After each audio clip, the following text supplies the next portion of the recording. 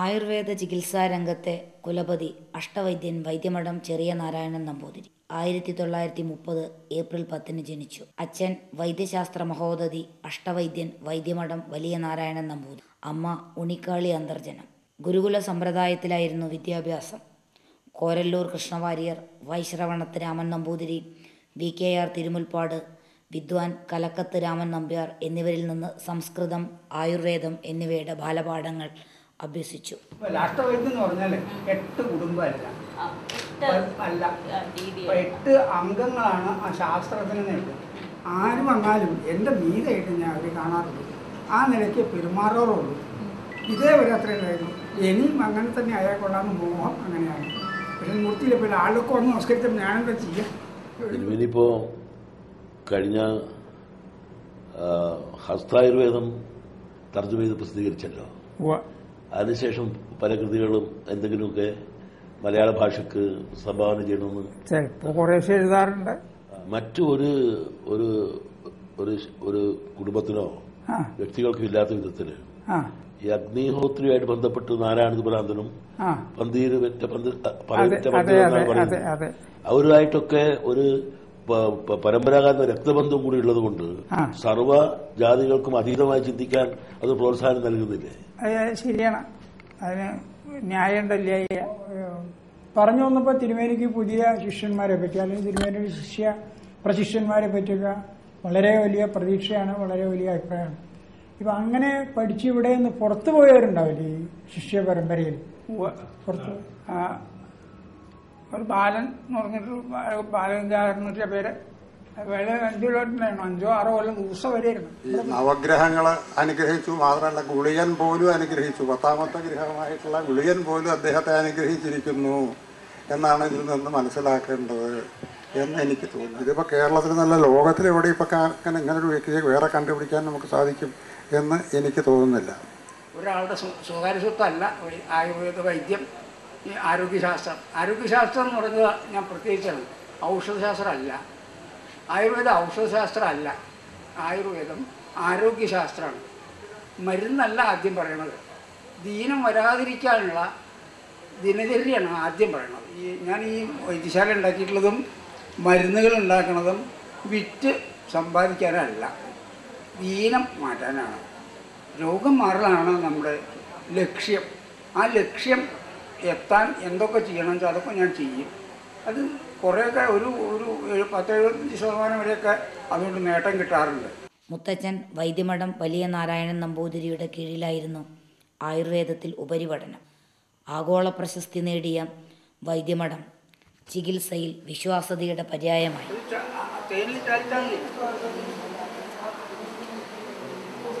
വൈദ്യമഠം വൈദ്യശാല 700-ൽ പരം ആയുർവേദ ഔഷധങ്ങൾ നിർമ്മിക്കുന്ന തലത്തിലേക്ക് വളർന്നത് ഇദ്ദേഹത്തിൻ്റെ കാലത്താണ്.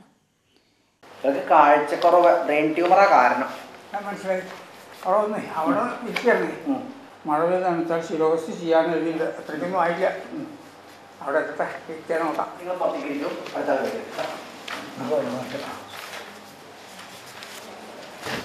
അത് വേണ്ട, വേണ്ട,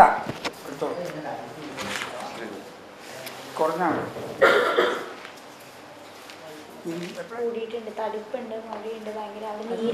ബ്രസ്റ്റിലാണോ അതോ മുകളിലാണോ? ഇല്ല, ഇവിടെ ഈ ഭാഗത്തായിട്ട് ഇങ്ങോട്ട് വരുന്നുണ്ട് ചെറുതായിട്ട്. ചെസ്റ്റ് വാള് കുറച്ച് ഇങ്ങനെ ആയിട്ടുണ്ട്.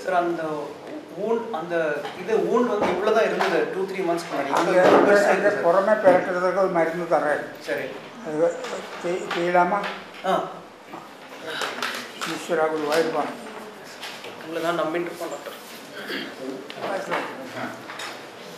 ഈശ്വര ഇരിക്കും. പണ്ട് നീക്കണ്ട 10 കൊല്ലം മുമ്പേ ട്യൂമറിന്റെ ഓപ്പറേഷൻ കഴിഞ്ഞാൽ ഇപ്പൊ നമ്മള് ഭക്ഷണത്തിന്റെ ചികിത്സ കൊടുക്കുന്നത് നോക്കാവുന്ന തന്നെ.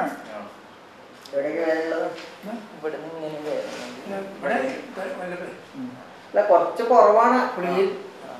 രാഷ്ട്രീയ രംഗത്തെയും സാംസ്കാരിക രംഗത്തെയും കുലപതികളെ ചികിത്സിക്കാൻ അദ്ദേഹത്തിന് സാധിച്ചു.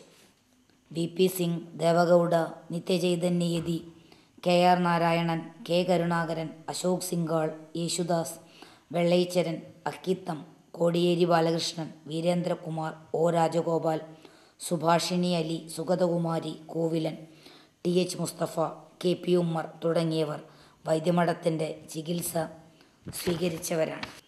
കവി, പരിഭാഷകൻ, എഴുത്തുകാരൻ, മികച്ച കലാസ്വാദകൻ എന്നീ നിലകളിലും ശ്രദ്ധേയനാണ്. 2000 ദീർഘായുസ്സും ആയുർവേദവും എന്ന പേരിൽ ആദ്യ പുസ്തകം പുറത്തു വന്നു. വിവർത്തനങ്ങളും കവിതകളും ലേഖന സമാഹാരങ്ങളും അടക്കം 12ലേറെ ഗ്രന്ഥങ്ങൾ രചിച്ചിട്ടുണ്ട്. ചികിത്സയിൽ കാർക്കശ്യവും ജീവിതത്തിൽ എളിമയും അതായിരുന്നു അദ്ദേഹത്തിൻ്റെ ജീവിതമന്ത്രം.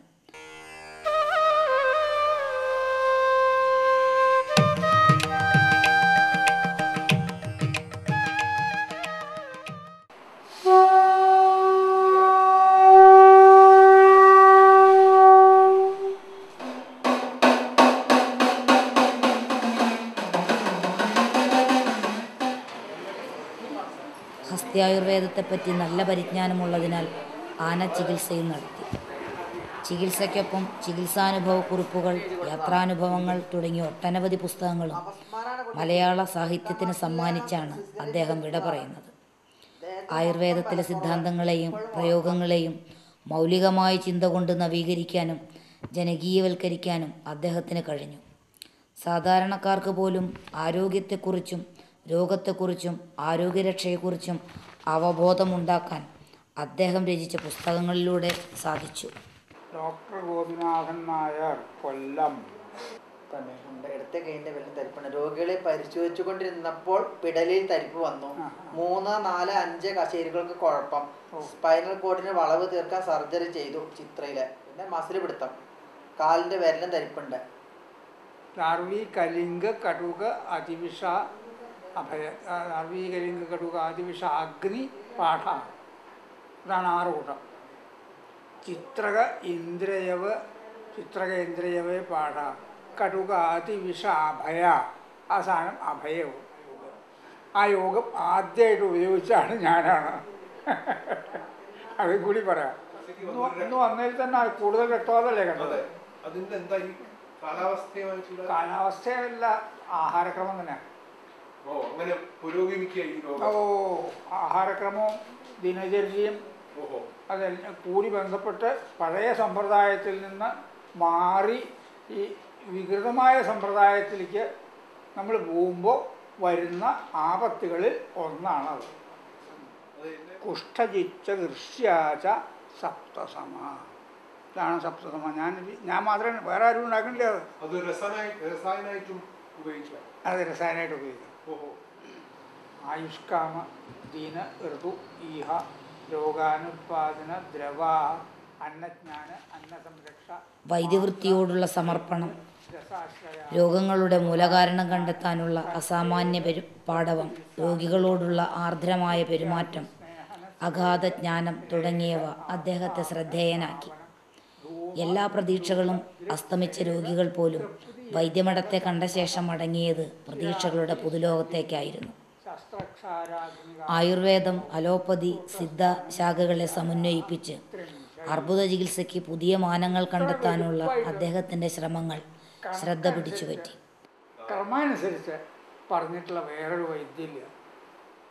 അഭ്യാസാൽ പ്രാപ്യതേ ദൃഷ്ടി കർമ്മസിദ്ധി പ്രകാശിനി. 2009 കേരള സർക്കാർ വൈദ്യമഠത്തിൻ്റെ സേവനങ്ങളെ കണക്കിലെടുത്ത് ആയുർവേദാചാര്യ പുരസ്കാരം നൽകി ആദരിക്കുകയുണ്ടായി. 2013 പത്മഭൂഷൺ പുരസ്കാരത്തിന് വൈദ്യമഠം ചെറിയ നാരായണൻ നമ്പൂതിരിയുടെ പേര് കേരളം ശുപാർശ ചെയ്തു കഴിഞ്ഞു. കൂടാതെ നിരവധി സംഘടനകളും സ്ഥാപനങ്ങളും ഈ കർമ്മയോഗിയെ ഔചിത്യപൂർവ്വം ബഹുമാനിക്കുകയും ആദരിക്കുകയും ചെയ്തിട്ടുണ്ട്. ചെയ്യാൻ പറ്റാത്ത അവസ്ഥ വന്നാൽ ആവരണമാവും. ചികിത്സ